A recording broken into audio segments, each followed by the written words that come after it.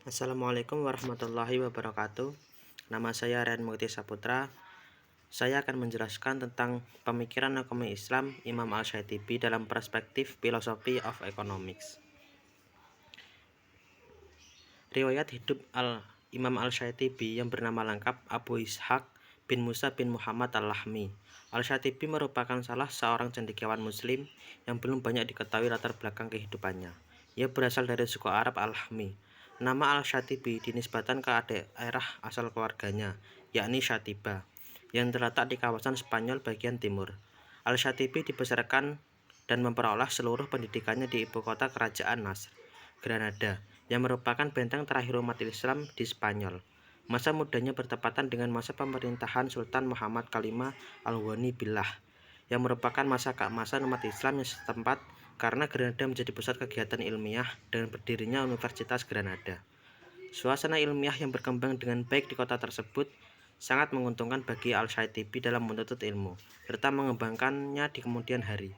Dalam meneliti pengembangan intelektualitasnya, tokoh yang bermazhab Maliki ini mendalami berbagai ilmu, baik yang berbentuk ulum al-wasa'i maupun ulum al-maqasid.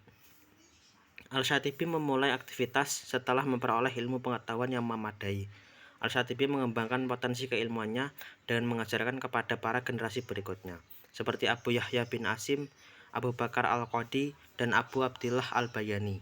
Di samping itu, ia juga mewarisi karya ilmiah seperti Syah Jalil ala Al-Khulasah fil An-Nahwi dan Usul An-Nahwi dalam bidang bahasa Arab, dan Al-Mufaqat fil Usul Al-Syariah dan Iltisam dalam bidang usul fikih. Al-Shaitibi wafat pada tanggal 8 Sya'ban 790 Hijriah atau 1388 Masehi. Pembagian maqasid syariah menurut Imam Al-Shaitibi, kemaslahatan manusia dapat terrealisasi apabila 5 unsur pokok kehidupan manusia dapat diwujudkan dan dapat dipelihara, yaitu antara lain agama, jiwa, akal dan keturunan, dan harta. Dalam kerangka ini, ia membagi maqasid menjadi 3 tingkatan, yaitu yang pertama adalah daruriyat, hajiyat, dan tahnisiyat. Daruriyat ialah jenis maqasid ini merupakan kemestian dan landasan dalam menegakkan kesejahteraan manusia di dunia dan di akhirat, yang mencakup pemeliharaan 5 unsur pokok dalam kehidupan manusia, yakni agama, jiwa, akal, keturunan, dan harta. Pengabaian terhadap kelima unsur pokok tersebut akan menimbulkan kerusakan di muka bumi, serta kerugian yang nyata di akhirat kelak.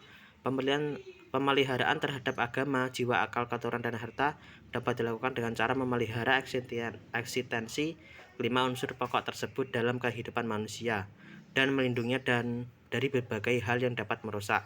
Sebagai contoh, penunaian rukun Islam, pelaksanaan kehidupan manusiawi, serta larangan mencuci masing-masing merupakan salah satu bentuk pemeliharaan eksistensi agama dan jiwa, serta pelindungan terhadap eksistensi harta. Yang kedua adalah hajiyat. Jenis maqasid ini dimaksudkan untuk memudahkan kehidupan, menghilangkan kesulitan, dan menjadikan pemeliharaan yang lebih baik terhadap 5 unsur pokok kehidupan manusia. Contoh jenis maqasid ini antara lain mencakup kebolehan untuk melaksanakan akad mudharobah, masaqat, muzaroah, dan ba'i salam, serta berbagai aktivitas ekonomi lainnya yang bertujuan untuk memudahkan kehidupan atau menghilangkan kesulitan manusia di dunia. Yang ketiga adalah tahnisiyat. Tujuannya adalah agar manusia dapat melakukan yang terbaik untuk menyempurnakan pemeliharaan 5 unsur pokok kehidupan manusia. Ia tidak dimaksudkan untuk menghilangkan atau mengurangi berbagai kesulitan, tetapi hanya bertindak sebagai pelengkap, penerang, dan penghias kehidupan manusia. Contoh jenis maqasid ini antara lain mencakup kehalusan dalam berbicara dan bertindak serta pengembangan kualitas produksi dan hasil pekerjaan. Korelasi antara daruriyat, hajiyat, dan tahsiniyah. Dari hasil penelaahnya secara lebih mendalam, Al-Shaitibi menyimpulkan korelasi antara daruriyat, hajiyat, dan tahnisiyat sebagai berikut. Maqasid daruriyat merupakan dasar dan maqasid hajiyat dan maqasid tahnisiyat. Yang pertama adalah A. Kerusakan pada maqasid daruriyat akan membawa kerusakan pula pada maqasid hajiyat. dan maqasid tahnisiyat. Sebaliknya, kerusakan pada maqasid hajiyat dan maqasid tahnisiyat tidak dapat merusak maqasid daruriyat. Kerusakan pada maqasid hajiyat dan maqasid tahnisiyat yang bersifat absolut terkadang dapat merusak maqasid daruriyat. Pemeliharaan maqasid hajiyat dan maqasid tahnisiyat diperlakukan demi pemeliharaan maqasid daruriyat secara tepat. Beberapa pandangan Al-Shatibi di bidang ekonomi. Yang pertama adalah objek kepemilikan. Pada dasarnya Al-Shatibi mengakui hak milik individu, namun ia menolak kepemilikan individu terhadap setiap sumber daya yang dapat menguasai hajat hidup orang banyak. Yang kedua adalah pajak.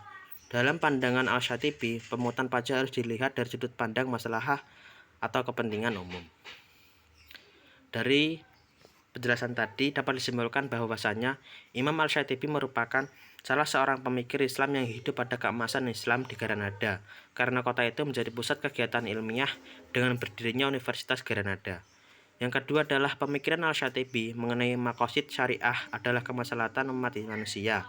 Lebih jauh, ia menyatakan bahwa tidak satupun hukum Allah Subhanahu wa Ta'ala yang tidak mempunyai tujuan, karena hukum yang tidak mempunyai tujuan yang sama dengan membebankan sesuatu yang tidak dapat dilaksanakan. Kemaslahatan dalam hal ini diartikan sebagai segala sesuatu yang menyangkut rezeki manusia, pemenuhan kehidupan manusia, dan perolehan apa yang dituntut oleh kualitas-kualitas emosional dan intelektualnya. Dalam pengertian yang mutlak, maqasid syariah sendiri menurutnya terbagi menjadi tiga, yaitu adalah daruriyat, hajiyat, dan tahnisiyat. 3. Bila dikaitkan dengan konsep maqasid syariah, jelas bahwa dalam pandangan umat Islam menurut Imam Al-Shatibi, motivasi manusia adalah melakukan aktivitas ekonomi untuk memenuhi kebutuhannya dalam arti memperoleh kemaslahatan hidup di dunia maupun di akhirat. Kebutuhan yang belum terpenuhi merupakan kunci utama. Sekian dari saya, terima kasih.